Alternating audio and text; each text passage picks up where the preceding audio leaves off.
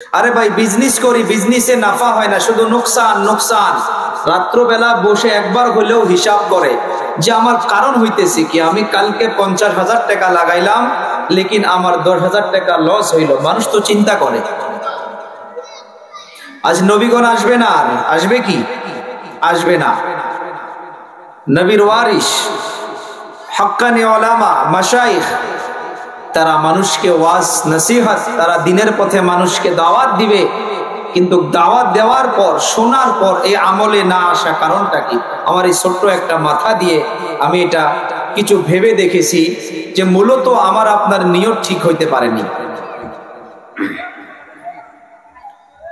বলে নামাজে যান না কেন, মাগো পর্দা করেন না কেন, বোন ভাগ্নিগুলো আপনারা হিজাব পরিধান করেন না কেন, আপনি জুয়া ছাড়েন না কেন? বলে আল্লাহ যখন তৌফিক দেবে তবে ছাড়বে। কিছু জবাব দিবেন। সমাজে হয়, আমার বয়ান শুরু হয়ে গেছে, আমি খুতবা দরুদ জিকির ওগুলো আমি সময় নেই না, আলোচনা শুরু হয়ে গেছে। সমাজে এরকম ব্যক্তি আছে না নাই গো, যে আল্লাহ যখন মসজিদে যাইতে দিবে তখন যাব? আছে? একমত আমার কথার সঙ্গে? আজকের তারিখে আবার নোট করে রাখেন, আমার বাবা, আমার ভাই, আমার নওজওয়ান যুবক তবকা, জিনারা বলে যে আল্লাহ যখন মসজিদে নিবে আমি তখন যাব, আল্লাহ যখন জুয়া ছাড়ায় আমি তখন ছাড়বো। আল্লাহর কসম খেয়ে সভাপতি সাহেবকে সঙ্গে নিয়ে বলতেছি, মওত এসে যাবে, এই নিয়তে থাকলে আল্লাহ তাকে মসজিদে নেবে না। অবাক লাগলো কথাটা মনে হয়? আমি কারণটা বলবো।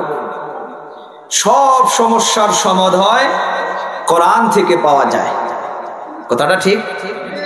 মুফতি সাহেব আলোচনায় বলে গিয়েছে যে আকসাদুল ইসলাম ওনারা আলোচনা কোরআন হাদিস থেকে বলে, আল্লাহ বেহতর জানে। আমি এটা চেষ্টা করি যে সমস্যাগুলোর সমাধান হোক। আমি দেখতাছি যে অনেকগুলো, প্রত্যেকটা সমাজেই পড়ায়, নওজওয়ানদেরকে বলো, সময় হয় না, যখন আল্লাহ তৌফিক দিবে তখন যাব। কোরআনে আল্লাহ কি বলতেছে শুনি আমরা।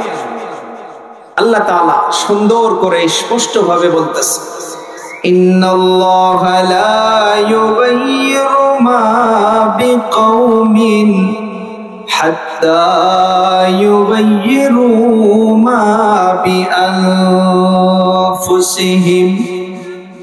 উলামা কেরামদেরকে নিয়ে বলতেছে, যিনারা আরবিক গ্রামার পড়েছেন তারা আপনারা নিশ্চয় জানেন যে ইন্না শব্দর মানা অবশ্যই, ইয়াকিনান। আল্লাহ তাআলা ইন্না শব্দ নিয়ে বলতেছে, ইন্নাল্লাহা লা ইউগাইয়িরু মা বিকাউমিন হাত্তা ইউগাইয়িরু মা বিআনফুসিহিম। দরদের আল্লাহ তাআলা বলেন, নিশ্চয় নিশ্চয় আমি আল্লাহ। কে বলতেছে? আওয়াজ দিয়ে বলবেন কে? নেই না, আওয়াজ হয় না, পিছনের অনেকগুলো বলতেছে না। এই কথাটা কে বলতেছে? আল্লাহ।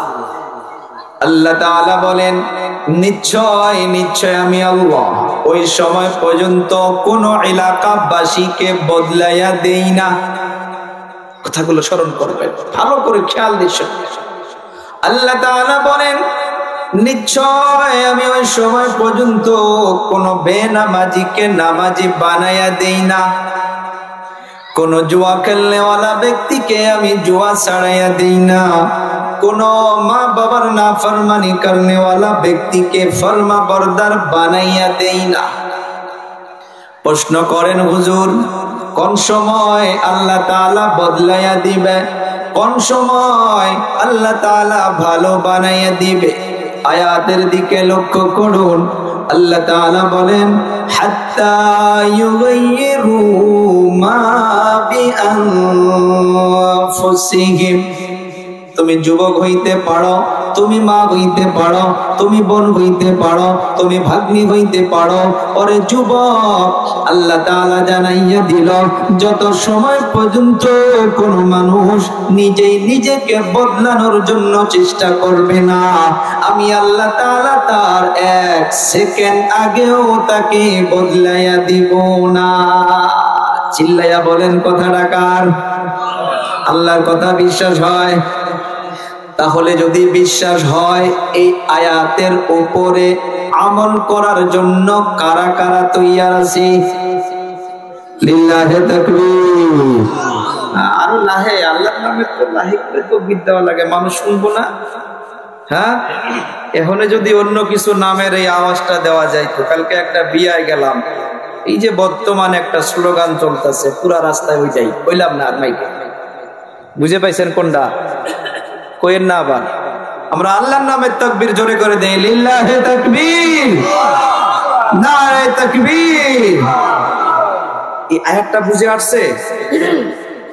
ফেজানে মারিফাত একটা কিতাব, তার 3 নম্বর খণ্ডে ছোট্ট একটা ঘটনা লিখেছি। সে ঘটনা এই আয়াতের সঙ্গে আমি অ্যাটাচ করে দিয়ে আমি মেন আলোচনায় ঢুকবো। আমাদের তো বানাত মাদ্রাসা না, ইসলামে নারীর অধিকার বা ইসলাম নারীকে কি দিয়েছে আমি এ নিয়ত করে বসেছি। আপনারা যদি আগে বলেছি, আপনাদের যদি নেক নিয়ত থাকে তো আল্লাহ আমাকে বলা তৌফিক দিবে। আমি আসতে মার নিকটে বসেছি, মাকে বলছি, মা গো আজ আমি মাদ্রাসায় সবাই যাইতেছি, কিন্তু আজ আমি আলোচনা কি করব, আমি সারা দিন কিছু পেরেশানি টেনশন হতেছিলাম। মা, আমি কোনো কিছু এখনো ভাবতে পারি নাই যে আমি কি আলোচনা করব। তো আমার সামনেই মা অনেকগুলো দোয়া দিয়ে দিল যে বাবা যাও, আল্লাহ তোমাকে তৌফিক দিবে। ওখান থেকে গাড়িতে বসে বসে আমি নিয়ত করেছি যে আল্লাহ বোধহয় কিছু আমাকে বলা তৌফিক দিবে। মা বলেছে, কি বলেছে গো? মা বলেছে। এইদিকে সভাপতি সাহেবের কাছে দোয়া চাইছি, আপনাদের নেক নিয়ত চাইছি। তো এই আয়াতটা মনে রাখবেন। আমার আলোচনার একটা উদ্দেশ্য থাকে, শুরুর আলোচনা, মধ্যর আলোচনা, লাস্ট শেষের আলোচনা, তিনটা মিলাইতে হবে তো কিছু পাওয়া যাবে। নে তো সকালে 4 দোকানে আলোচনা হবে যে আকসাদুল কি বলছে, হুজুর গুলো আর কি বলে, ওই নামাজ রোজার কথাই কইছে, এটাই হয় না আলোচনা। শুনি, এখানে আয়াতের দ্বারা বুঝলাম যে আমি আকসাদুল যদি আমি নিজেকে ভালো করার চেষ্টা না করি, আল্লাহ আমাকে ভালো বলি আল্লাহ আমাকে ভালো করবে না। একমত? একমত। শুনি, ফেজানে মারিফাতে একটা ঘটনা, একটা নওজওয়ান 25 থেকে 30 বছর বয়স, ও নওজওয়ান তাহাজ্জুদ গুজার, 5 ওয়াক্ত নামাজ জামাআতের সহিত পড়ে। ও নওজওয়ান ফজরের আগে মসজিদে চলে যায়। দিল্লি, ইউপির ওই দিকে এখনো আপনারা ফজরের নামাজের পরে গরম গরম হালুয়া পাবেন, বড় বড় পারাঠা পাবেন। এই যে ইস্তামা ওগারায় যে আসে, এখনো পাওয়া যায়, কেজি সিস্টেম বিক্রি হয়। এ নওজওয়ান তাসবিহ হাতে নিয়ে মসজিদের দিকে রওনা হয়েছে। মসজিদে যাওয়ার সময় এ হালুয়া রুটি দেখে তার নফস চাইছে যে আমি আজ ফজরের পর, নামাজের পর আমি জিকিরও করব না, কোরআনও পড়ব না। কি চাইছে? তার নফস চাইছে নামাজের পর জিকির করব না, কোরআন তিলাওয়াত করব না, আগে গিয়ে কি খাবো? গরম গরম হালুয়া খাবো। মনে রাখবেন, নামাজ শেষ, সব ব্যক্তি চলে গেল। ও নওজওয়ান তাসবিহ হাতে নিয়ে মসজিদের সিঁড়ির মাধ্যমে বসে গিয়েছে আর একটা জিকির শুরু করছে। জিকিরটা শুনলে আপনারা অবাক হয়ে যাবে। একটাই শব্দ, অনলি তার জবানে, তুমি আমার মালিক নও, আমি তো তোমার গোলাম নই। উলামা কিরাম জানেন, ফেজানে মারিফাত 4টা খণ্ড, তার 3 নম্বর খণ্ড লিখেছে একটাই জিকির, তুমি আমার মালিক নও, আমি তো তোমার গোলাম নই। মুসলমান একটা অভ্যাস আছে রে বাবা, আমি আকসাদুল ভুল করলে আমাকে কেউ ডাইরেক্ট বলে না, বাজারের তিনালিতে বসে বসে আমার নামে সমালোচনা হয়।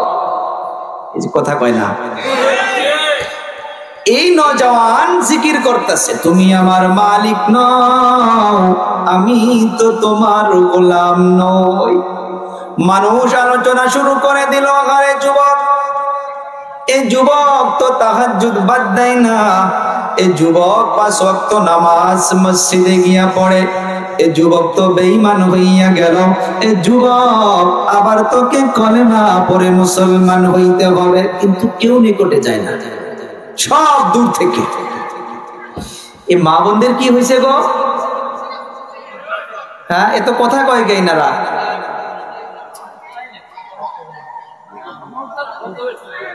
কথা কবেন না, তাহলে আলোচনা ছেড়ে দিয়ে আমি চলে যাব। আমার কিন্তু অভ্যাস আছে মাইক ছেড়ে চলে যাওয়া, নাকি গো? কারণ আমার জন্য তো গুনাহ হবে। আমি কোরআনের আয়াত পড়ব, আমি নবীর বিষয়ে আলোচনা করব, কেউ কথা বলবে, তার থেকে বেহতর বাড়িতে গিয়ে আমি ঘুমানো। না ভুল বললাম? কষ্ট পাইলে মাফ করবেন হুজুর।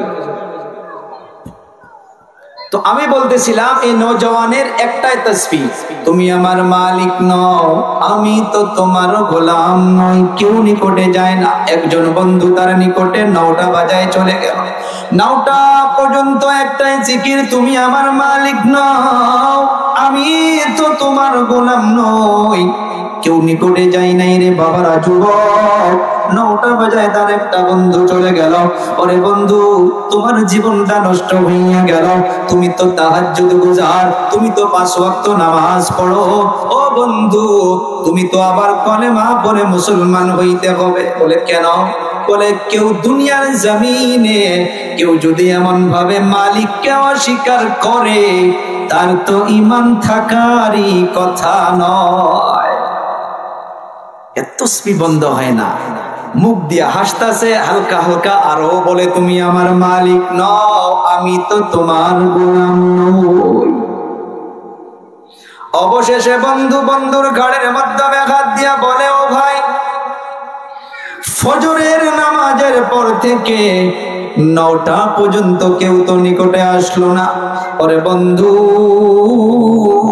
তুমি এখন শোনো, আমি কেন আমি বেঈমান হইয়া যাব?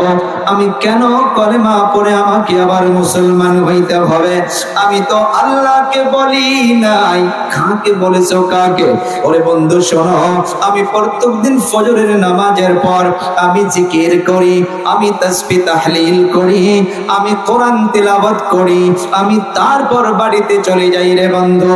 ও বন্ধু, আজ যখন নামাজে চলে এসেছিলাম, আমার নফস চাইছিল আমি যেন নামাজের পর যেন কোরআন তিলাওয়াত না করি, আমি যেন জিকির না করি, আমি যেন তাসবিহ তাহলিল না করি, আমি যেন আগে গিয়া গরম গরম হালুয়া রুটি খাই।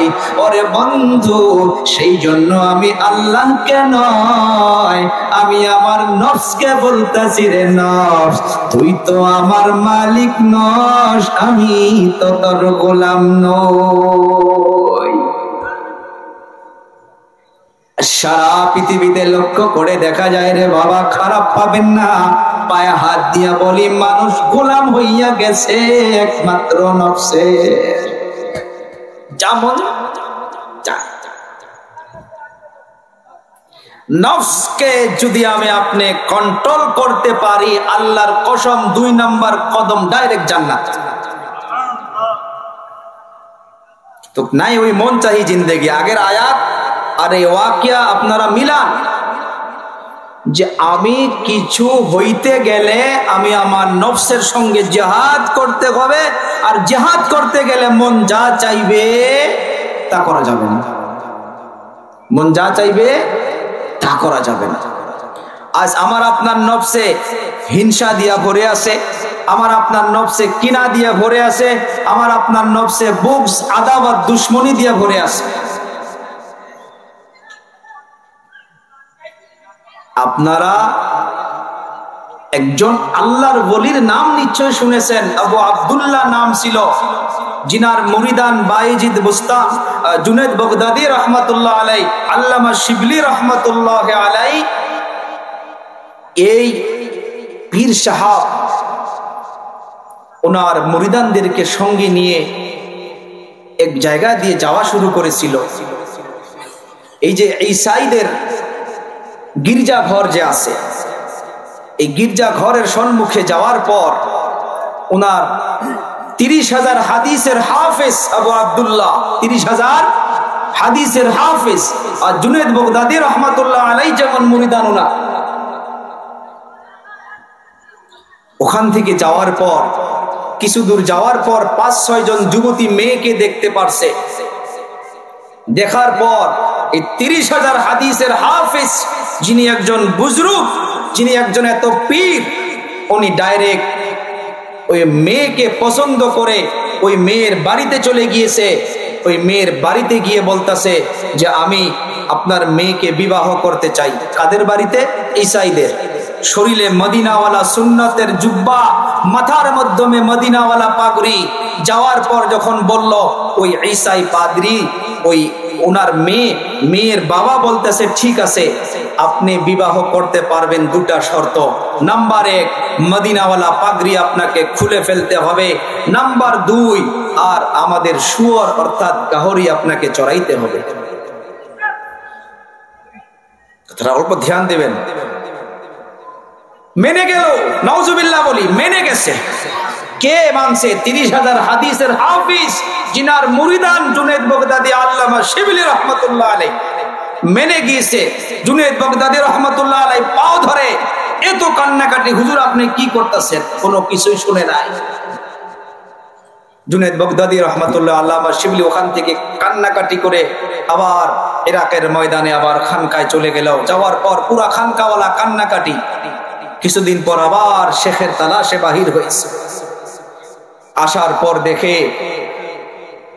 যে একটা জায়গায় মাথার মাধ্যমে মদিনার পাগড়ি নাই, তাদের ক্যাপ লাগানো, জুব্বা নাই, হাতের মাধ্যমে একটা লাঠি আর গাহরি চড়াইতেছে। জুনায়েদ বাগদাদী আবার এসে পায়ের মাধ্যমে পড়লো, কান্নাকাটি, কিন্তু 1 সেকেন্ডের জন্য মানে নাই, আবার ঘুরে গেছে। কিছু সময় পর আবার যখন আসছে, আসার পর দেখে যে কিছু পানি, কিছু ঝর্ণা ওই জায়গার মাধ্যমে আবু আব্দুল্লাহ পানির মাধ্যমে গোসল করতেছে আর কাপড় তালাশ করতেছে। জুনায়েদ বাগদাদী রহমাতুল্লাহ আলাইহি কোথায় থেকে কিছু কাপড়ের ব্যবস্থা করে দিয়েছে। এনাকে কাপড় পরিধান করে দেওয়ার পর ইরাকের খানকার ময়দানে আবার যখন নিয়ে গেল, নিয়ে যাওয়ার পর কয়েকটা কথা প্রশ্ন করেছিল যে হুজুর আপনার এই অবস্থা, ভাই ভালো করে আখেরি কথাটা মনে রাখবেন, আপনার এই অবস্থা কিরকম করে হলো? তখন এই পীর সাহাবে 30,000 হাদিসের হাফিজ যিনি, ইনি বলতেছে যে শোনো, আমি যখন গির্জাঘরের সম্মুখ দিয়ে যখন যাইতেছিলাম, আমার নফসের মাধ্যমে খেয়াল আসছে যে আমরাই তো জান্নাতি, আর এই গির্জাঘরে যারা আছে এখানে যেনারা এই পূজা অমুক তমুক করতেছে এরা সব খারাপ, এদের থেকে আমরা ভালো। আমি তারপর দেখেছি তাদেরকে সামান্য ঘৃণা করার সাথে সাথে আমার এখান থেকে একটা নূর বাহির হয়ে গেছে। আর এই আলোটা বাহির হয়ে যাওয়ার পর আমার একটা সূরাও মনত নাই, আমার একটা হাদিসও মনত নাই, কিন্তু তারপর কোথায় থেকে কি হলো আমি আর তারপর কিছুই বলতে পারি না। বহুত খতরনাক কথা। আজ তো আমার আপনার দিলে হিংসা ভরা। ছেড়ে দেই, নফসকে পবিত্র করে নিয়ে এখানে বসি যে আল্লাহ আমাকে আপনাকে এখানে বসার জন্য তৌফিক দিয়েছে। আমরা নিয়ামতের শুকর উঁচু আওয়াজে একসঙ্গে কালিমাতুর শুকর আদায় করি, সবাই পড়ি আলহামদুলিল্লাহ। আরো একবার পিছনের যুবক ভাইরা বাচ্চারা বলি আলহামদুলিল্লাহ। দয়ার নবীর প্রতি দরুদ পড়ি সাল্লাল্লাহু আলাইহি ওয়াসাল্লাম, সাল্লাল্লাহু আলাইহি ওয়াসাল্লাম, সাল্লাল্লাহু আলাইহি ওয়াসাল্লাম। এখন পৃথিবীতে আমি আপনি নফসের কন্ট্রোল করে চলতে গেলে আজ মা বাবা, এই যে বাচ্চাদেরকে এখানে আমরা বানাতের মাধ্যমে পড়তে দিয়েছি, আজ অন্য অন্য ধর্মাবলম্বী লোকগুলো কিছু মানুষ আওয়াজ উঠায় ইসলাম নারীকে কি দিয়েছে। ইসলামে তো নারীর কোনো অধিকার দেয় নাই। আমরা সেই বিষয়ে কিছু শুনি, কারণ আমরা বানাত মাদ্রাসায় এসেছি। মনোযোগ দিবেন, আল্লাহ তাআলা কোরআনে ইরশাদ করতেছে যে পুরুষ জলসায় আসলে সওয়াব বেশি পাবে না মহিলা আসলে বেশি পাবে? একটা প্রশ্ন। আল্লাহ কি বলে? মান আমিলা সালিহাম মিন যাকারিন আও উনসা وهو مؤمن فلنحيينه حياة طيبة ولنجزينهم أجرهم بأحسن ما كانوا يعملون আল্লাহ তাআলা বলেন দুনিয়ার জমিনে পুরুষ হইতে পারে অথবা নারী, সে যদি মুমিন হয়, সে যদি মুসলমান হয়, আর যদি ভালো ভালো কাজ করে, নেক আমল করে, আল্লাহ তাআলা বলতেছে ফালানুহিয়ান্নাহু হায়াতান তাইয়্যিবাহ।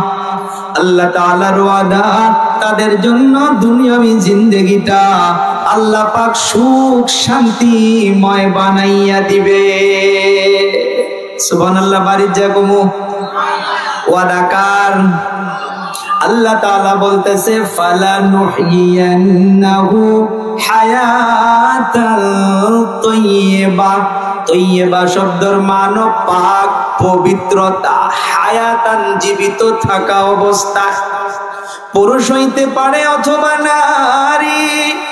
আল্লাহ তাআলার ওয়াদা, তারা যদি মুমিন হয় আর যদি ভালো ভালো কাজ করে, নেক কাজ করে, আল্লাহ তাআলা তাদের জন্য দুনিয়াবী জীবনটা একটা সুখময়, একটা পাক পবিত্রতাওয়ালা জীবন দান করে দিবে।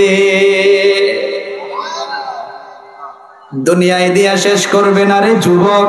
ও বাবারা, আমার পর্দার আড়ালে বসে থাকা মা ভগ্নীগণ, আল্লাহ তাআলা বলতেছে ওয়ালানাজজিয়ান্নাহুম আজরাহুম বিআহসানি মা কানু ইয়ামালুন। আল্লাহ তাআলার ওয়াদা, দুনিয়া থেকে চলে যাওয়ার পর অন্ধকার কবরে চলে যাবে, কিয়ামত কায়েম হইয়া যাবে। আল্লাহ তাআলা দুনিয়াতে দিয়া সব শেষ করবে না। আল্লাহ তাআলার খাজানা কমি আছে গো। আল্লাহ তাআলা দুনিয়াবী জীবন ও পবিত্রতা করে দিবে, সুখময় জীবন বানাইয়া দিবে। আর কিয়ামত যখন কায়েম হইয়া যাবে, দুনিয়াবী জীবনে আমার মা বোনগুলো হোক না কেন, বাবারা হোক না কেন, আমার যুবক ভাই বন্ধু হোক না কেন, দুনিয়াতে যেটা যেটা ভালো কাজ করে যাবে, আল্লাহ পাক কিয়ামতের দিনেও সেটা বদলা দিয়া দিবে। তাহলে এখান থেকে একটা কথা আমরা স্পষ্ট, মা বোনগুলো যদি 10টা নেকি পায়, আমরাও 10টা পাবো। আমরা যদি 20টা পাই, মা বোনগুলো 20টা পাবে। এখন কথা হইতেছে যে পৃথিবীতে এই মা বোনদেরকে আমি কিছু কথা আপনাদেরকে বলতেছি যে আপনাদের একটা সময় এমন ছিল, আপনাদের ইজ্জত তো দূরের কথা, পৃথিবীর জমিনে বেঁচে থাকা অধিকার ছিল না। কে দিল? ইসলাম দিয়েছে। বলি, কে দিয়েছে? ইসলাম। নওজওয়ানদেরকে জানা দরকার, সমাজকে মেসেজটা পৌঁছানো দরকার যে নারীকে সম্মান, ইজ্জত, আবরু সব কিছু দিয়েছে তো নাম্বার 1 শুধু কেবলমাত্র ইসলাম দিয়েছে। কেমন করে? আমরা শুনেছি জামানে জাহিলিয়াত কাক বলে? জামানে জাহিলিয়াত ওই সময়টাকে বলা হয় ঈসা নবী চলে যাওয়ার পর আমার আপনার নবী আসার মাঝখানে। দেখবেন এখানে একটা পয়েন্ট আমি বাহির করেছি, কোন বাড়িতে যদি মুরব্বি না থাকে সে বাড়ি কিন্তু ধ্বংস হয়ে যায়।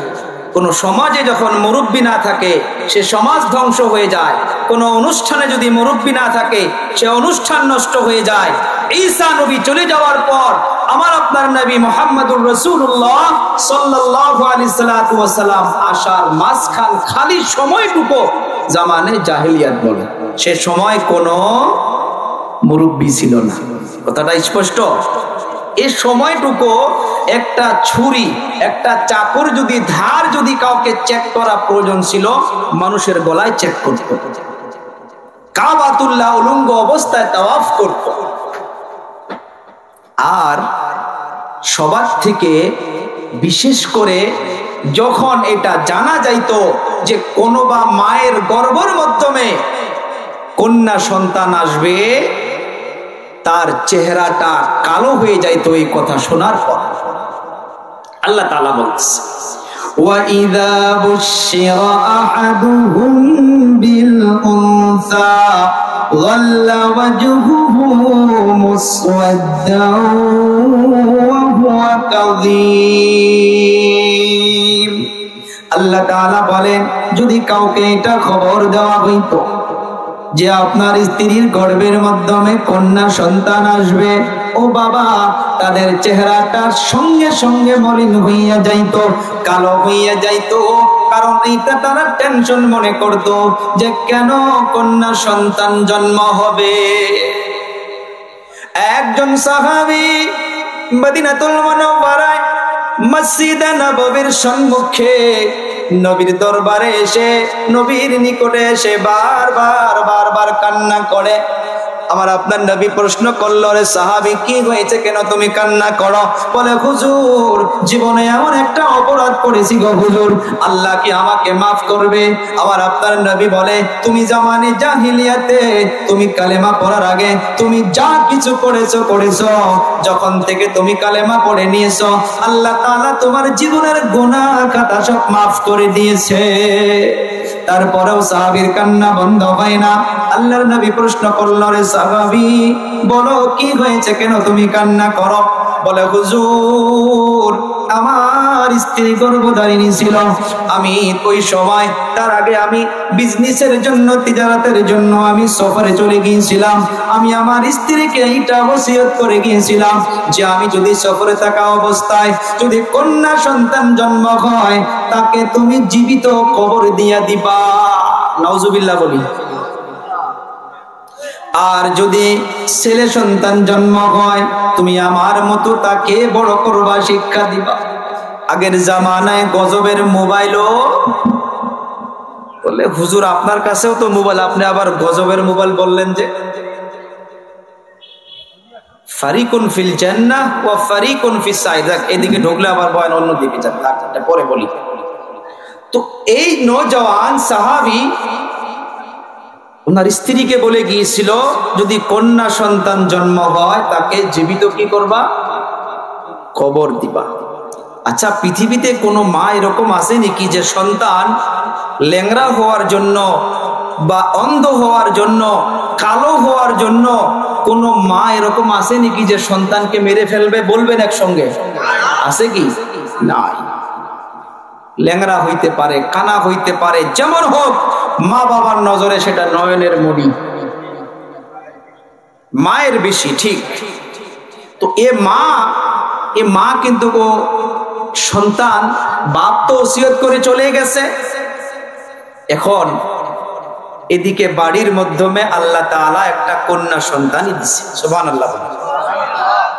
নাম রেখেছে জামিলা। কি নাম? এত সুন্দর দেখতে। এই মা এই বাচ্চাকে পরওয়ারিশ করা শুরু করছে। বাবা একদিন আচানক বাড়ির দিকে রওনা হয়েছে। মোবাইলের তো জামানা ছিল না। যখন বাড়ির দিকে রওনা হয়েছে, বাড়িতে চলে আসছে, মা মনে করছে যে যখন আসবে আমি বলবো যে এটা অন্য বাড়ির মেয়ে, এটা অন্য বাড়ির মেয়ে। বাবা বাড়িতে চলে আসছে, আসার পর দেখে এই মেয়েটা সুন্দর করে খেলাধুলা করতেছে। প্রথমে জিজ্ঞাসা করছে, কে গো এটা? বলে, অমুকের বাড়ির, খেলতে আসছে। বাড়িতে বসছে, অল্প পরেও দেখে মেয়েটা আবার বাড়ির আশপাশ খেলাধুলা করে আছে। আর বাবা বলতেছে যে কার মেয়ে হবে এত সুন্দর? আচ্ছা, মা এটা টার্গেট করলো যে তার বাবার মনটা মেয়েটার উপরে কিছু মোহাব্বতের একটা কথা বাহির করলো। মা ঠাস করে বলে দিল যে এই সুন্দর মেয়েটা, এটা অন্য কারণ, এই মেয়েটা আপনার, এই মেয়েটা আপনার। কিতাবের পৃষ্ঠা সাক্ষী দিতেছে রে বাবারা, বন্ধুরা আমার। ওই বাবা সাথে সাথে চোখগুলা বড় হইয়া গেল। বাবা ওই মেয়েকে সুন্দর করে হাত ধরে ঘুরে নেওয়ার জন্য রওনা হইয়া গেল। একটা কোদাল বা খন্তি কাপড়ের নিচে লুকাইয়া নিয়া ওই মেয়েকে হাত ধরে ধরে রওনা হইয়া গেল। চলতে আসে গরম দুপুর বেলা রোদ্রের মাধ্যমেও রওনা হইয়া যাইতে যাইতে একটা জায়গার মাধ্যমে দাঁড় হইয়া গেল। দাঁড় হওয়ার পর খারাপ হয়ে যাওয়ার পর মেয়েটাকে দাঁড় করাইয়া দিল। আর ওই বাবাটা একটা জায়গার মাধ্যমে একটা গোত্র খনন করা শুরু করলো। ও বাবারা, বন্ধুরা, আমার মা, ওই ছোট্ট মেয়েটি বারবার বাবার নিকটে যায়, দাড়ির মাধ্যমে মাটি লেগে যায়। ওই মেয়েটা নিজের হাত দিয়া বাবার দাড়ির মাটিগুলো সাফ করে দেয়। আব্বা আব্বা বলে ডাকে। ও আব্বু জান, কেন এত রোদ্রের মাধ্যমে কষ্ট করেন? কার জন্য? কেন এই গোত্রটাই কুয়াটা আপনি খনন করেন? বাবা এমন, তারপর অল্প দিলটা নরম হয় নাই। মাকে বলে, ও মা, তুমি দূরে যাও, আমি দেখি আগে, খনন করে দেখবা কি পাগির হবে। এই ঘটনাটা ওই সাহাবী নবীকে শোনাইতেছে। যখন কুয়াটা খনন করা হইয়া গেল, বাবা নিজের মেয়েকে ডাক দিল, ও মা আসো দেখো এখানে কি। ও মা ভালো করে শুনবেন, আপন মেয়ে ওখানে চলে আসার পর ওই বাবা, ওই যে সমাজে একটাই কথা যে মেয়ে জন্ম হইলে মানুষ কি করবে, মেয়েকে ডাকার পর কুয়ার দিকে দেখার কথা বলে পিছন দিকে ধাক্কা মেরে মেয়েটাকে কুয়ার মাধ্যমে ফালাইয়া দিল। কুয়ার মাধ্যমে ফালাইয়া দেওয়ার পর মেয়েটা বারবার বলতেছিল, আপু জান, আপনার কাছে ভিক্ষা চাই, জীবনে কাউকে বলবো না যে আপনি আমার বাবা, আমি আপনার পরিচয় দেব না, আমি এই সমাজেও থাকবো না। ও আব্বা জান, একবার জীবনটা রক্ষা দেন, আমি আপনার কাছ থেকে আমি দূরে চলে যাব। বাবার মনে একবারের জন্য রহম আসলো না, মোহাব্বত আসলো না। এই সাহাবী নবীকে বলতেছে, ইয়া রাসূলুল্লাহ, আমার মেয়েটি বারবার আব্বা আব্বা বলে ডাকতেছিল, বারবার ডাকার জন্য অবশেষে আমি একটা পাথর হাতের মাধ্যমে নিয়া ওই কুয়ার উপর থেকে পাথরটা আমি নিক্ষেপ করে দেওয়ার সাথে একবার আব্বা বলে ডাক দেওয়ার পর আর শব্দ নাই, আর আওয়াজ নাই। ইয়া রাসূলুল্লাহ, ইয়া হাবিবাল্লাহ, ওই যে আমার আব্বা বলে যে একটা অবশেষে ডাক দিয়ে চুপ হইয়া গেল।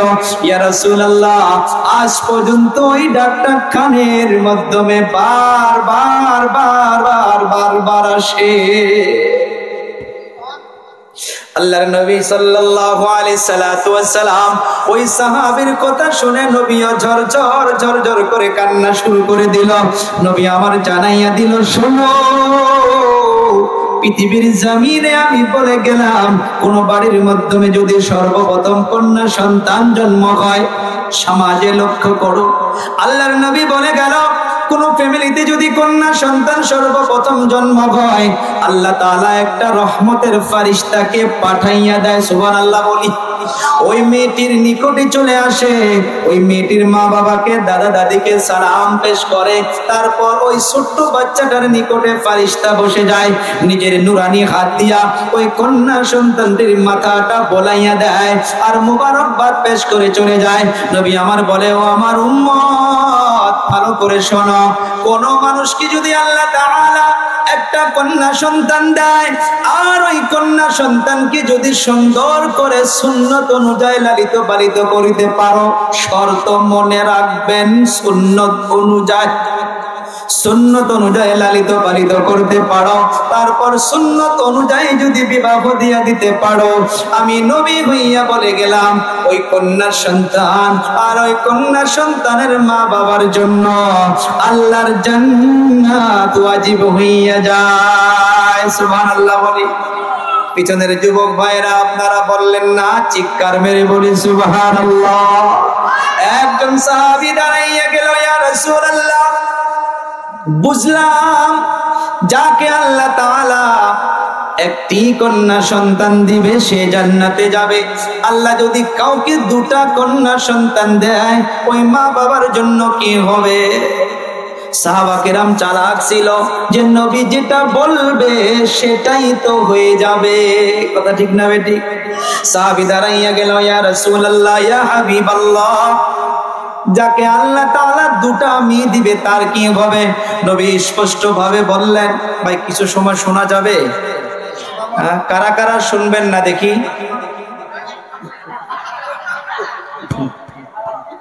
যাক, এটা ভুলেতে উঠে গেছে, এটা আল্লাহ মাফ করবে নাকি? কারা কারা দেখেন, আমি আগেই বলছি বলা শোনা মকসদ নয়, বানাত মাদ্রাসা মা বোন গুলো অনেক আছে, এরপর কিছু জরুরিয়াতের কয়েকটা আলোচনা করে বিদায় নিয়ে যাব। আমরা কারা কারা শুনবো হাত দুটো আল্লাহকে দেখাই, লিল্লাহে তাকবীর। কেউ তো উঠাউঠি করবেন না ভাই, ইলম নাই কালাম নাই, মাঝ থেকে কেউ উঠাউঠি করলে মনটা এদিক ওদিক চলে যায়। সেই জন্য আগে বলছি আপনাদের নেক মনোযোগ নেক নিয়ত লাগবে, তো আল্লাহ কিছু বলার। তো সাহাবা কেরাম জিজ্ঞাসা করছে যে আচ্ছা সমাজে এরকম নাই নাকি তিনটা মেয়ে হওয়ার জন্য স্বামী স্ত্রীকে মারপিট করে বাড়ি থেকে বাহির করে দেয়? নাই? আছে। তাহলে তাদের জন্য হাদিসটা পৌঁছানো একজন আলিমের জিম্মা আছে কিনা? 10 জন শুনে একজন তো আমল করবে, নাকি 9 জন গালি দেখ আমার আসে? আশা করি যে না, আমরা সবাই আমলে। আমাকে অনেকে বলে যে হুজুর আপনি মেয়ের বিষয় বয়ান করতে করতে সেই জন্য তো আল্লাহ আপনাকে দুটা মেয়ে দিয়েছে। বলে আলহামদুলিল্লাহ। আমি অপেন ভাবে বলি, আমার বড় মেয়ে জন্ম হওয়ার পর আমি যতটুকু মিঠাই তাকসিম করি নাই, আমার নেক্সট মেয়েটা হওয়ার পর আমি তার থেকে 5 ডাবল মিঠাই আমি তাকসিম করেছি। সুবহানাল্লাহ, আমি খুশি হয়ে করেছি, আল্লাহকে সাক্ষী রেখে বলেছি। কিন্তু সমাজে দেখা যায় তিনটা মেয়ে হওয়ার জন্য বা মেয়ে না হওয়ার জন্য স্বামী অনেক স্ত্রীকে মারপিট করে বাপের বাড়িতে পাঠায় দেয়। এমন মানুষ নাই গো আল্লাহর বান্দা? আছে ডাইরেক্ট আল্লাহর ওলি যেগুলো এরকম তো করে। আল্লাহ তাদেরকে বোঝা তৌফিক দিক। ছেলে হোক মেয়ে হোক বা কিছুই না হোক, এই ক্ষমতা কার? আল্লাহ। সবাই একমত?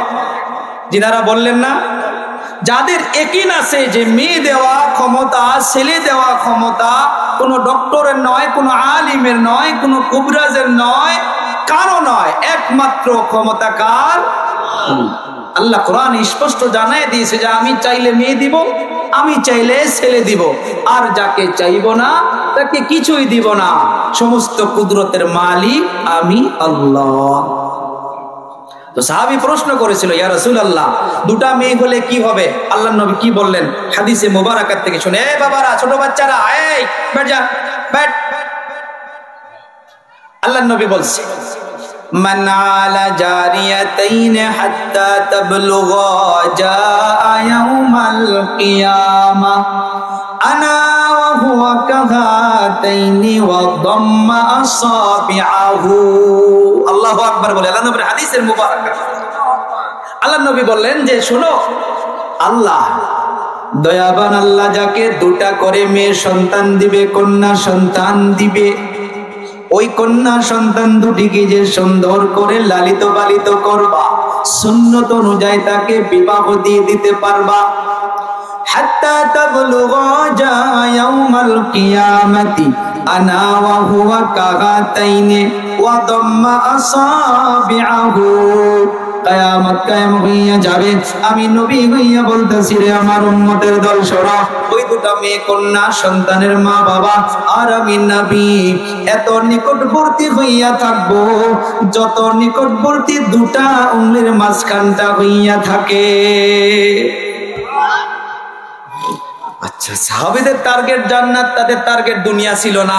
আরেকজন সাহাবী দাঁড়ায় গেছে, ইয়া রাসূলুল্লাহ যদি তিনটা কন্যা হয়, তিনটা মেয়ে যদি হয়, আল্লাহ নবী বলল শোনো, মান কানা লাহু সালাসু বানাতিন ইউরবিহিন্না ওয়া ইয়ারহামুহুন্না ফাকাদ ওয়াজাবাত লাহুল জান্নাহ। আল্লাহু আকবার। আল্লাহর নবী জানাইয়া দিলেন, শোনো আমার উম্মতের দল, আল্লাহ তাআলা যাকে তিনটা কন্যা সন্তান দিবে, কিন্তু শর্ত গুলো মনে রাখবা, মান কানা লাহু সালাসু বানাতিন ইউরবিহিন্না ওয়া ইয়ারহামুহুন্না ফাকাদ ওয়াজাবাত লাহুল জান্নাহ। তাদের তারবিয়াত করতে হবে, তাদেরকে বাজারে নিয়ে গিয়ে জিন্স প্যান্ট কিনে দিতে হবে, তাদেরকে বাজারে নিয়ে গিয়ে টপ কিনে দিতে হবে। হ্যাঁ, না না ইয়ে হা না না দেখি না, কারা কারা না দেখি, সবাই বোঝে নাই, হাতও ওঠায় নাই। আমি যেটা বলছি যে ইউরবি হিন্না ওয়ায়ারহামহুন্না, তার পরের শব্দ হইল ফাকাদ ওয়াজাবাত লাহুল জান্নাহ। এর আগে দুটা ব্যাখ্যা আছে। মেয়ের তরবিয়াত করতে হবে, মেয়ের উপরে রহম করতে হবে। আপনি বাবা হইয়া, আমি বড় ভাই হইয়া মেয়ের উপরে, বড় ছোট বোনের উপরে রহম করতেছি না, তাদের উপরে জুলুম করতেছি, তাদেরকে হিজাব না দিয়ে তাদেরকে পাতলা উড়না দিতেছি, তাদেরকে আমি সালোয়ার কামিজ না দিয়ে তাদেরকে ভাই হইয়া বাজারে গিয়ে আমি টাইট প্যান্ট জিন্স প্যান্ট কিনে দিতেছি। এর নাম রহম নয়, এর নাম জুলুম জুলুম জুলুম। একমত কি? সমাজে এগুলো আলোচনা করলে ওই বক্তাকে আর ডাকে না, বলে হুজুর হলো বেশি কয়। ভাই আল্লাহকে সাক্ষী রেখে একটা নিয়তে বলতেছি, আমরা ঠিক হই, আমরা ঠিক হই। অনেক জায়গায় দেখা যায় মাশাআল্লাহ তালিম হয়, আমাদের বোন ভাগ্নীদেরকে পর্দার প্রয়োজন, কিন্তু এখন একটা তো আওয়াজ উঠছে, বানাত মাদ্রাসার দিকেও মানুষের লক্ষ্য লাহে লাহে কম হয়ে যাইতেছে। কিছু কমি আছে, সেগুলো আমরাই বসে সলভ করতে হবে, কিন্তু শিক্ষা তালিম লাগবে, লাগবে। মা বোনদের জন্য বানাত লাগবে, আমাদের বোন ভাগ্নিগুলো ওখান থেকে শিখবে, মাসাইল শিখবে, হালাল হারাম শিখবে, পাক নাপাক শিখবে, তারা অপরকে শিখাবে। যদি শিক্ষার জায়গাটাই না থাকে, তারা শিখবে কোথায়? তারা শিখবে কোথায়? কথা হইতেছে যে ইউরবি হিন্না ওয়ায়ারহামুহুন্না, তারবিয়াত করতে হবে, তাদের উপরে রহম করতে হবে। বাবাদেরকে বলি, আল্লাহ নবী কত খুশখবরি দিল, ফাকাদ ওয়াজাবাত লাহুল জান্নাহ, যে ওই মা বাবার জন্য আল্লাহর জান্নাত ওয়াজিব হইয়া যায়। সুবহানাল্লাহ। তাহলে এখন আমরা এতটুকু বুঝলাম। মা বোনদেরকে বলি যে আপনাদের ইজ্জত, আপনাদের মান সম্মান সবকিছু কে দিল? ইসলাম দিয়েছে, ইসলাম দিয়েছে। এই যে আপনাদের এলাকায় মাদ্রাসা, আরো বানাত আছে, আরো আছে, আপনারা পরামর্শ করে করেছেন আপনাদের ব্যাপার। কথা হইতেছে আল্লাহর নবী বলেছে যে সমস্ত মাদ্রাসার মেন মাদ্রাসা হইল, যেটা আমি নবী নিজেই করে গিয়েছিলাম, তার দুটা ব্যাখ্যা। একটা হইতেছে গারে হিরা, আর একটা হইতেছে মসজিদে নববী, যে মাদ্রাসার নাম হইতেছে আসহাবে সুফা। এক মিনিটে বুঝাইলে বুঝতে পারবেন। আচ্ছা, আবার আপনার নবী ওই যে গাড়ে হীরা একটা পাহাড়, আজকে ইউটিউবে অনেকে দেখতে পারেন, যে পাহাড়ে উঠতে 2 ঘন্টা 40 মিনিট আমাকে লেগেছে। আমি একটা নওজওয়ান হিসেবেও এরকম উঁচু পাহাড়, এত উঁচু, একদম উপরে ওঠার পরেও আবার কিছু নিচে যাইতে হয় অল্প, আর সেই জায়গার মাধ্যমে আমার আপনার নবী একা একা আল্লাহর ইবাদত করত। যেদিন থেকে 40 বছর মোকাম্মল হয়েছে, সেদিন আল্লাহ জিবরিলকে মেসেজ দিয়ে প্রেরণ করেছে। কি মেসেজ ছিল সেটা? জিবরিল আমিন এসে বলেছে, ইয়া মুহাম্মদ ইকরা। মনে আছে? আজকে অনেকে বলে যে মুসলমানদের ভিতরে শিক্ষার কোনো গুরুত্ব নাই। মুসলমানদের সর্বপ্রথম শব্দই হইল পড়ো, জীবন গরম। সুবহানাল্লাহ। পড়ো আরো জীবন গরম। ইয়া মুহাম্মদ ইকরা। আমার আপনার নবী বলল, মা আনা বিকারিন, আমি পড়তে জানি না। আবার বলল, ইয়া মুহাম্মদ ইকরা, মা আনা বিকারিন, আমি পড়তে জানি না। জিবরিল আমিন আল্লাহর হুকুমে আমার আপনার নবী সাল্লাল্লাহু আলাইহি সাল্লাতু ওয়াস সালামকে বুকের মাধ্যমে জড়িয়ে ধরে একটা চাপ দিয়েছিল, চাপ দিয়েছিল। কোন রিওয়ায়াতে পাওয়া যায় আমার আপনার নবীর পেশানি মুবারকে ঘাম পর্যন্ত বাহির হয়েছিল। আগের ব্যাখ্যা ছিল ইয়া মুহাম্মদ ইকরা, পরের ব্যাখ্যা চেঞ্জ হইয়া গেল। শিক্ষার সঙ্গে জড়িত করবেন শিক্ষিত সমাজ। আমি মনে করি সবাই বুঝতেছেন। আল্লাহ তাআলা আয়াতের দ্বারা জানাইয়া দিল, মুফাসসিরিন কিরাম বিশ্লেষণ করে এখান থেকে বুঝাইছে। আগে শুধু বলেছিল ইকরা, পড়ো, নবী আমার পড়ে নাই। আবার বলেছিল পড়ো, নবী আমার পড়ে নাই। কিন্তু তারপরে যখন জিবরিল আমিন বলেছে ইকরা, বিসমি রাব্বিকাল্লাযী খালাক। Read with the name of your Allah. সুবহানাল্লাহ। এর আগে শুধু বলেছিল ইয়া মুহাম্মদ ইকরা, পড়ো পড়ো পড়ো। নবী আমার একটা শব্দ পড়ে নাই। যখন জিবরিল আমিন বলল ইয়া মুহাম্মদ ইকরা বিসমি রাব্বিকাল্লাযী খালাক, ইসমুন শব্দের মানা নাম, রব্বুক শব্দের মানা রব আল্লাহ। ও মুহাম্মদ পড়ো, তুমি তোমার রবের নাম নিয়ে পড়ো যে রব তোমাকে সৃজন করেছে। আমার আপনার নবী যখনই বলল রবের নাম নিয়ে পড়ো, আর দেরি করে নাই, মুহাম্মাদুর রাসূলুল্লাহ পড়া শুরু করলো। ইকরা বিসমি রাব্বিকাল্লাযী খালাক, খালাকাল ইনসানা মিন আলাক, ইকরা ওয়া রাব্বুকাল আকরাম, আল্লাযী আল্লামা বিল কলম, আল্লামাল ইনসানা মা লাম ইয়ালাম। সুবহানাল্লাহ বলি। আমার আপনার নবী এত সময় পড়ে নাই, রবের নাম নিয়ে পড়ার কথা বলার সঙ্গে সঙ্গে কেন পড়লো রে বাবা? মুফাসসিরিনে কিরামের বিশ্লেষণ করে জবাব দিয়েছে, দুনিয়ার জমিনে পড়া হবে তো একমাত্র রবের নামের পড়া। কথাটা আগে বুঝেন, আমি ক্লিয়ার করে দেই। ও হুজুর, তাহলে কি ডক্টর হওয়া যাবে না? না ভুল। ও হুজুর, ইঞ্জিনিয়ার হওয়া যাবে না? না ভুল। ও হুজুর, সায়েন্সদান হওয়া যাবে না? না, সেটাও ভুল। মুসলমানকে ডক্টর লাগবে, সায়েন্সদান লাগবে, টিচার্স লাগবে, নার্স লাগবে, অ্যাডভোকেট লাগবে। আমি যেটা বোঝাইতে চাচ্ছি রে বাবা, আপনি ডক্টর হন, আপনার ডক্টরের মাধ্যমে রবের পরিচয় লাগবে। আপনি ইঞ্জিনিয়ার হন, আপনার ইঞ্জিনিয়ারের মাধ্যমে রবের পরিচয় লাগবে। আপনি বড় সায়েন্সদান হন, আপনি যদি রবকে না চিনেন যে বাবা, এই দুনিয়াবি জিন্দেগিতে টাকা পয়সা কামাইয়া পার হইয়া যাইতে পারবেন, কিন্তু রবকে যদি চিনে না যান, এ শিক্ষা কবরে কাজে আসবে না। যান মহারাষ্ট্র চলে যান, জামিয়া আক্কাল কুয়ায় নিজের চক্ষু দিয়ে 13টা বছর দেখেছি। এমবিবিএস কলেজের ছাত্র ছাত্রীকে দেখেছি, ল কলেজের ছাত্র ছাত্রীকে দেখেছি, আমি ওখানে পলিটেকনিক কলেজের ছাত্র ছাত্রীকে দেখেছি, আমি ওখানে পিএমএস কলেজের ছাত্র ছাত্রীকে দেখেছি, আইটিআই কলেজের ছাত্র ছাত্রীকে দেখেছি। আমি সমস্ত 13টা বছর লক্ষ্য করেছি, বোরকা পরে ক্লাসে চলে যায়। যখন ক্লাস থাকে না, তারা পাতলা পাতলা সূরা ইয়াসিন গুলো তারা ব্যাগের মাধ্যমে লইয়া যায়। খালি সময়গুলো তারা বসে বসে কোরআন তিলাওয়াত করে। তারাও তো ডক্টর, তারাও তো ইঞ্জিনিয়ার, তারাও তো সায়েন্সদান, তারাও তো বড় বড় প্রফেসর। পার্থক্য কি? তারা বুঝেছে ইকরা বিসমি রাব্বিকাল্লাযী খালাক।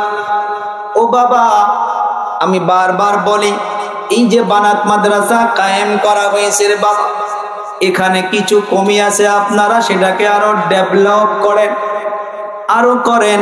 নবী আমার বলে গেল, শোনো, আমি দুনিয়ার জমিনে মসজিদ নববীর মাধ্যমে একটা জায়গা উঁচু করে রেখে গিয়েছি। হুজ্জাজে কিরাম ভালো করে জানবেন, আপনারা যদি দেখেছেন, আমি সেই জায়গাটা ঘুরে ঘুরে দেখেছি রে বাবা। মসজিদে নববীর মাধ্যমে আজ পর্যন্ত সেই জায়গাটা উঁচু করে রাখা হয়েছে। প্রশ্ন করবেন, হুজুর এটা কোন জায়গা? এইটা কোন জায়গা? এটা ওই জায়গা যে জায়গার মাধ্যমে নবী আমার নিজে শিক্ষক হয়েছিলেন, সাহাবা কিরাম ছাত্র হয়েছিলেন, আর যে জায়গার নাম হইতেছে আসহাবে সুফফা, মাদ্রাসার নাম। নবী আমার জানাইয়া গেল, শোনো, খায়রুকুম মান তাআল্লামাল কুরআনা ওয়া আল্লামা। আমি নবী হইয়া বলে গেলাম, পৃথিবীর জমিনে বানাত হইতে পারে, বানুন হইতে পারে, ছেলেদের মাদ্রাসা হইতে পারে, বা মক্তব হইতে পারে, বা বানাত হইতে পারে। কোন শিক্ষক যখন ছাত্রকে পড়াবে আলিফ, ছাত্র পড়বে আলিফ। কোন শিক্ষক যখন ছাত্রকে পড়াবে বা, ছাত্র পড়বে বা। কোন শিক্ষক যখন পড়াবে কুল আউযু বিরাব্বিন নাস, ছাত্রী পড়বে কুল আউযু বিরাব্বিন নাস। আমি নবী হইয়া সার্টিফাই করে গেলাম, এদের থেকে আর ভালো ব্যক্তি দুনিয়াতে কেউ হইতে পারে না। কার কথা এটা? নবীর কথা কার? নবী আমার বলে গেল খায়রুকুম মান তাআল্লামাল কুরআনা ওয়া আল্লামা, যে নিজে কোরআন শিখে আর অপরকে শিখায়, এদের থেকে আর ভালো মানুষ পৃথিবীতে কেউ হইতে পারে না। ও আমার বাবাজিরা, বন্ধুরা, দুনিয়ার জমিনে আল্লাহ তাআলা কোরআনে কারীমের ভিতরে আর একটা সূরার দ্বারা শিক্ষার দিকে আর একটা লক্ষ্য দিয়া বলেছে।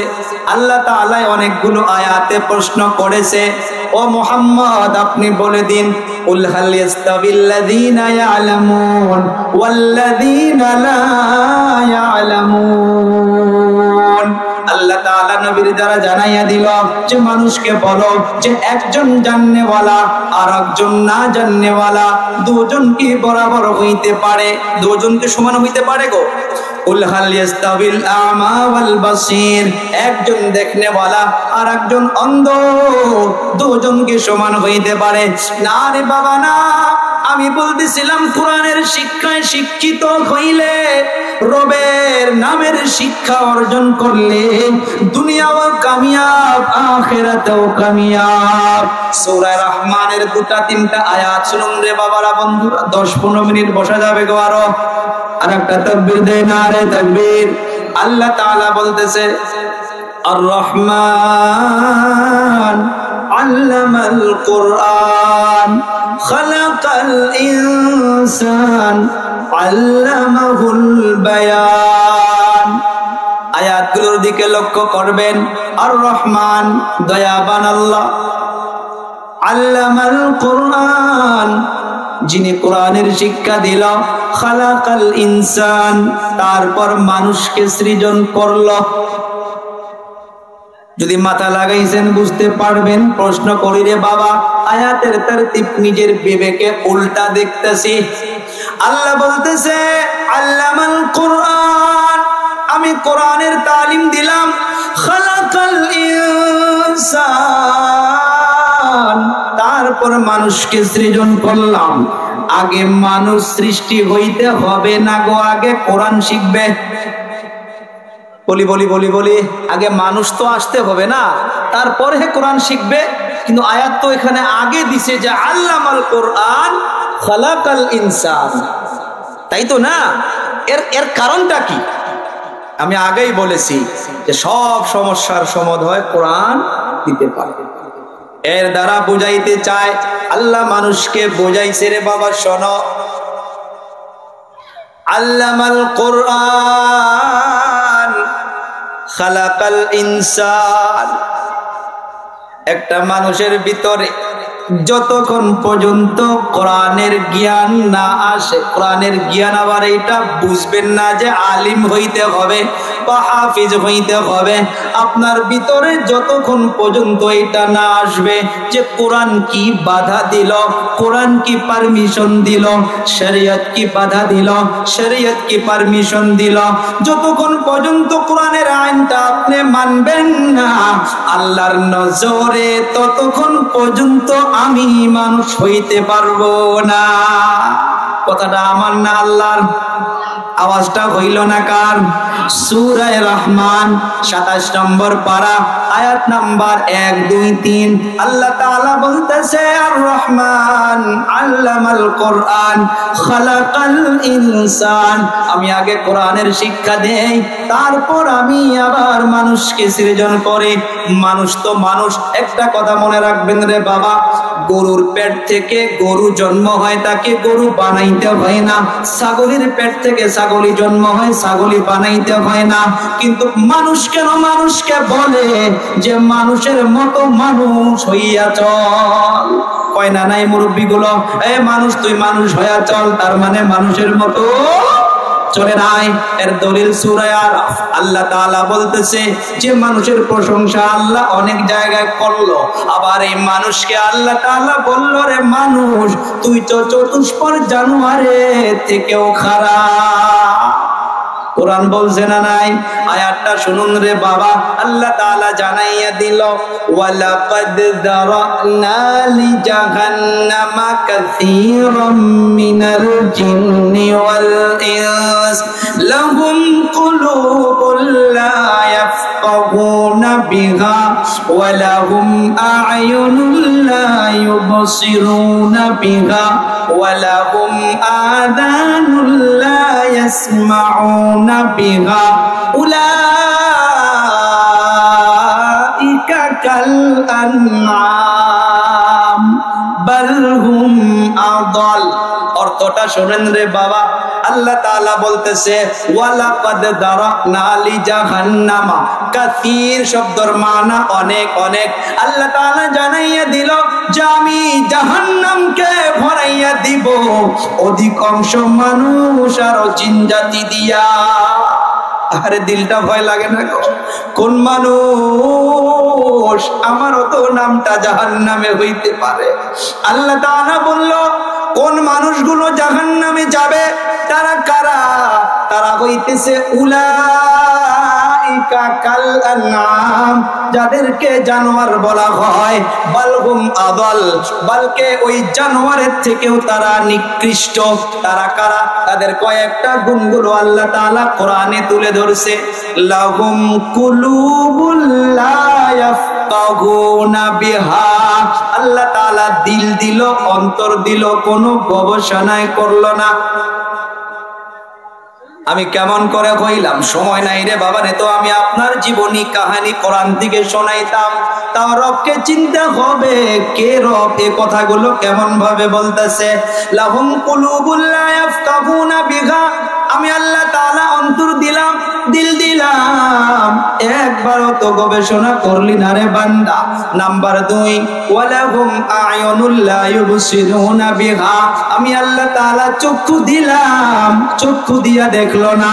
প্রশ্ন হয় হুজুর, চোখ দিয়া তো দেখতাছি, কি দেখতাছি কি না দেখতাছি সেটা আমি আপনি নিজেই জানি।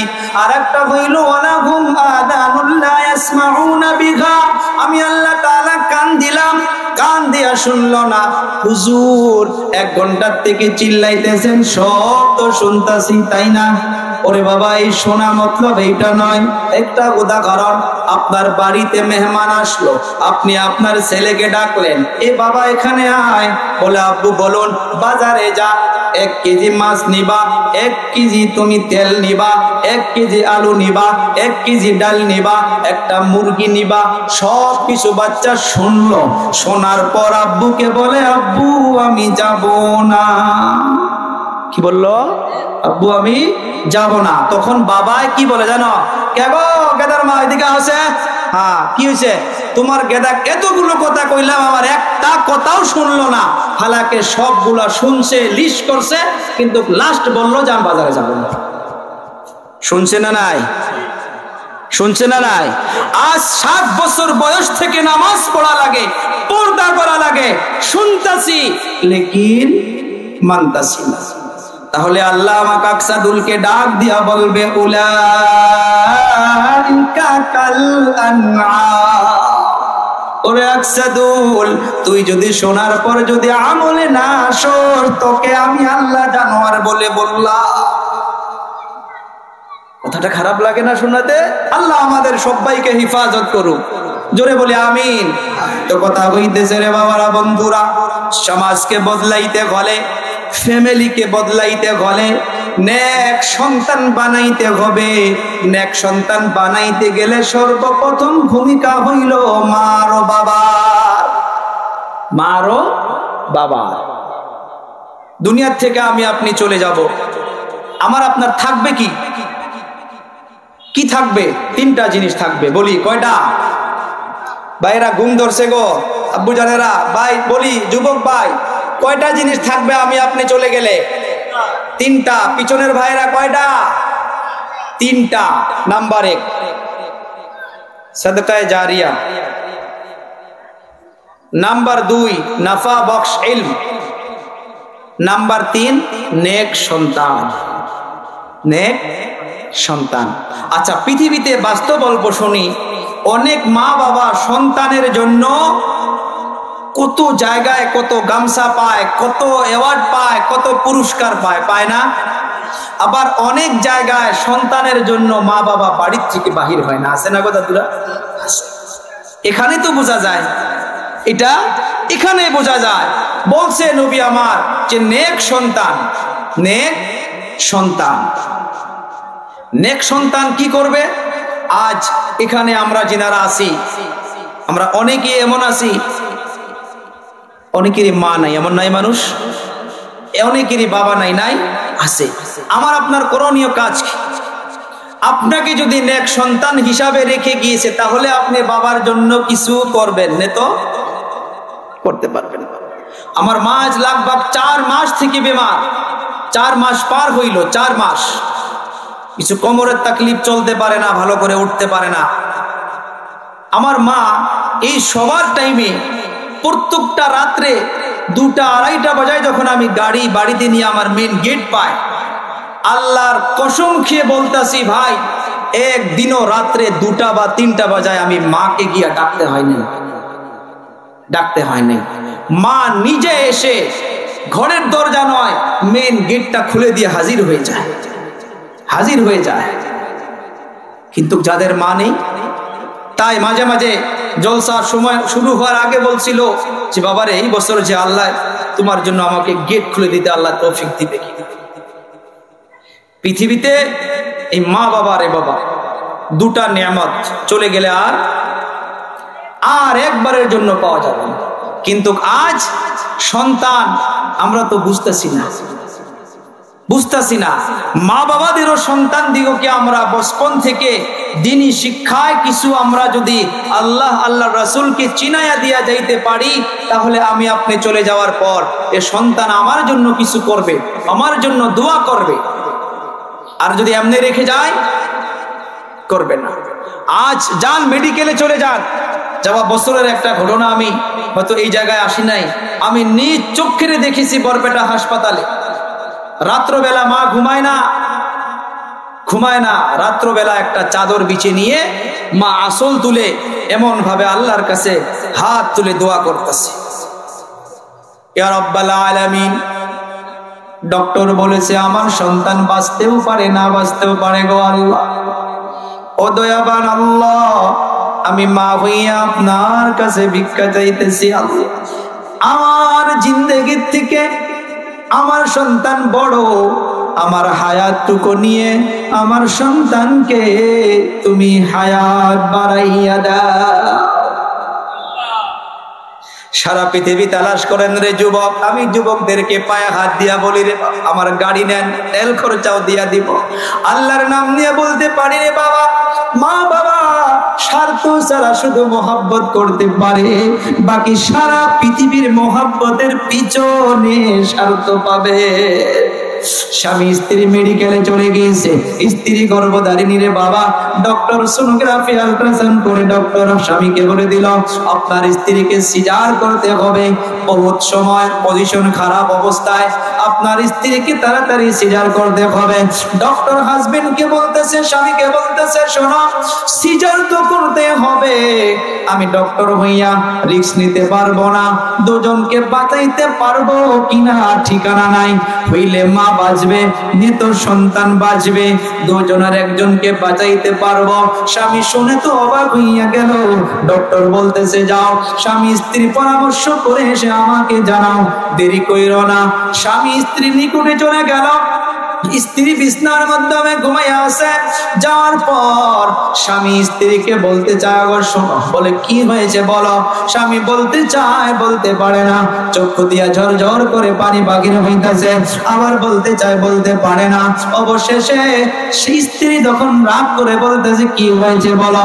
স্বামী তখন বলে যে ডক্টর বলেছে যে তোমাকে সিজার তো করতে হবে, মাস্ট বি, লাগবেই, জরুরি, কিন্তু ডক্টর বলেছে সিজার করার পর হইলে তুমি বাঁচবা, তো পেটের সন্তান বাঁচবে। তাই পরামর্শ করে ডক্টরকে রেজাল্ট দিতে হবে। আমি কি বলবো, আমি তো কোনো কিছুই বুঝতে পারতাছি না। এখন স্ত্রীও তো অবাক হইয়া গেল, কি কথা। ও বাবারা শোনো, আমার কলিজা টুকরা যুবক ভাইয়েরা শোনো, স্ত্রী স্বামীকে জড়িয়ে ধরে হাত ধরে বলতেছে, ও পানের স্বামী গো, যতদিন একসঙ্গে সংসার করলাম আপনার হাতে হাত দিয়া মায়ের মহব্বতকে ত্যাগ করেছিলাম, আপনার হাতে হাত দিয়া বাবার মহব্বতকে ত্যাগ করেছিলাম, ভাই বোনের মহব্বতকে ত্যাগ করে আপনার হাতে হাত দিয়ে চলে এসেছিলাম। ও পানের স্বামী গো, যদি কোনো সময় যদি কোনো কষ্টদায়ক কথা বলে থাকি, অন্তর থেকে আমাকে ক্ষমা করে দাও। আর দেরি কইরো না, দেরি কইরো না, ডক্টরকে গিয়া বলে দাও আমি মা হইয়া মরার জন্য প্রস্তুত আছি। আমার পেটটা কেটে দিয়া সিজার করে দিয়া আমার পেটের বাচ্চাকে যাতে ডক্টর বাঁচাইয়া রাখে, আমি মা হইয়া দুনিয়া থেকে মরার জন্য প্রস্তুত আছি। স্বামী কদম উঠায় যাইতে চায়, আবার পিছনে পাও যায়, যাইতে চায় আবার পিছনে চলে আসে, যাইতে চায় আবার পিছনে চলে আসে। অবশেষে স্ত্রী একটা ধাক্কা মেরে দিয়া বলে যাও যাও যাও, দেরি কইরো না, দেরি কইরো না, দেরি করলে আমার পেটের বাচ্চা মরে যাইতে পারে গো স্বামী। ডক্টরকে গিয়া বলে দাও আমি মা হইয়া মরার জন্য প্রস্তুত আছি, আমার পেটের সন্তান যেন কোনো কিছু না হয়। আল্লাহু আকবার। পৃথিবীতে এমন মা এমন বাবা ছাড়া আর কেউ তোমাকে আপন ভাবে মহব্বত করবে না। আফসোসের বিষয় রে বাবা, সমাজে লক্ষ্য করে দেখা যায় এমন মা বাবা অনেকে বিছনায় পড়ে আছে। তুমি একদিন জ্বর আসলে পুরা পুরা রাত তোমার মা ঘুমাইতো না, পুরা পুরা রাত তোমার বাবা ঘুমাইতো না রে যুবক। আজ মা সপ্তাহ নয়, 10 দিন নয়, মাস মাস ধরে মা বিছনার মাধ্যমে পড়ে আছে, আপনার খবর নেওয়ার মতো কোনো সুবিধা নাই। আমার মা বিছনায় শুয়ে আছে, থলিনি নিয়ে গিয়া মায়ের পায়ের মাধ্যমে মালিশ করি, মা দেখি চক্ষু দিয়া পানি বাহির করে মনে মনে যেন আল্লাহকে কি বলতেছে। আমি আরো মালিশ করতে আসি, আমি মনে করতেছি আমার মা আমার জন্য আজ যত দোয়া করবে এই সমস্ত দোয়া আমাকে লেগে যাবে। ও যুবক, আমি আপনাদের এলাকার একজনের মতো রে ভাই, আমি এমন ভাবে আবদার করে যাই রে বাবা, যাদের মা বাবা বেঁচে আছে আপনারা ওই মা বাবার খবর করুন, ওই মা বাবার খেয়াল করুন। মা নারাজ হইয়া আছে চলে যান, বাবা নারাজ হইয়া আছে চলে যান, আপনাকে সাথে সাথে মা বাবা ক্ষমা করে দিবে। আর যাদের মা বাবা দুনিয়া থেকে বিদায় হইয়া গেছে, আপনারা সুবিধা অনুযায়ী এখন মনে করতেছেন হুজুর একটা সময় মা ছিল, বাবা ছিল, টাকা ছিল না। অনেকগুলো আজ আমাদের মাদ্রাসায় চলে আসছে গোলপাড়ার থেকে। অ্যাডভোকেট রফিক সাহেব, ওনার ভাই আরো আত্মীয় স্বজন, ওনার বাবা 1 মাস আগে ইন্তেকাল হয়েছে। বাচ্চাদের জন্য অনেক কিছু ব্যবস্থা করে নিয়ে এসে বাচ্চাদেরকে নিজ হাতেরে সকাল থেকে 1টা পর্যন্ত খিলাইয়া দিলাইয়া মসজিদে বসে বাবার জন্য হাউমাউ করে বাচ্চাদের সম্মুখে কান্না করে আবার অফিসে আমার নিকটে আসলো। আসার পর বলে হুজুর আমি আপনাকে ওয়াদা করতেছি আপনার মাদ্রাসায় যখন জি জরুরত, যখন যেটা প্রয়োজন আমাকে খালি একবার আওয়াজ দিয়েন, আমি আমার বাবার জন্য আমি আপনার মাদ্রাসায় দেওয়ার জন্য প্রস্তুত আছি। যান গোলপাড়ায় অ্যাডভোকেট রফিক সাহেব, চোরের মানুষ, ওনার বাবা ছিল মরহুম আব্দুল কাদির সাহেব, ব্যাপারী মানুষ ছিল ওনার চাচা মকবুল হোসেন সাহেব। এ অল ফ্যামিলি আজ দুপুরের আগে আমার মাদ্রাসায় বাবার জন্য হাউমাউ করে করে কান্না করতেছে। অনেকগুলো মাদ্রাসায় 50,000 করে বাবার নামে টাকা দিয়ে দিয়েছে, কিছু সিমেন্টের ব্যবস্থা করে দিয়েছে। ওই যে একটাই কথা, নেক আওলাদ ছেড়ে গেলে অন্ধকার কবরে মা বাবা বসে বসেও সন্তানের পক্ষ থেকে কিছু কিছু পাইতে থাকবে। ভাই আমি আজ 11টা বাজছে, 15 থেকে 20 মিনিট যদি এখনো কেউ ওরকম ভাবতে পারেন যে হুজুর আজ তো এখানে মাদ্রাসার মাহফিলে বসে আছি,